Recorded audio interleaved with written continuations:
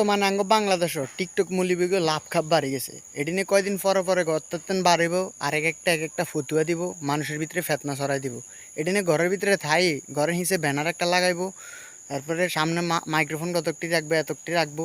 আর এটি নিয়ে মনে করেন উল্টা পাল্টা বক্তব্য দিই, নবী বিদ্বেষী কথা কই। এটি নিয়ে মনে করেন মানুষের ভিতরে ফেতনা ছড়াই দিব। এটি নিয়ে কামে হইলো মানুষের ভিতরে ফেতনা ছড়ান, মানুষের ইমান লয়ে খেলা করান। এডিনের থেকে আপনারা সচেতন থাকবেন। আর এডিনে এক একটা কথা কইব। ওই যে তাইরি আব্বার নাম লইলে তারা ভাইরাল, তারা তাইরি আব্বার নাম লইয়া যে এটা কইব, ব্যাস তারা ভাইরাল হয়ে যাইব।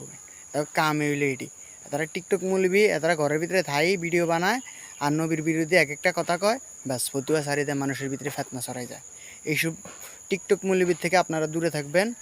আর এই সমস্ত মৌলবীদেরকে আপনারা বয়কট করবেন। কারণ এই সমস্ত মৌলবীরা বাংলাদেশে কখনো ইসলাম কখনো উন্নত করবে না, এরা আরও অবনতি করবে। কারণ মানুষের ভিতরে তারা ফেতনা ছড়াই দিবে।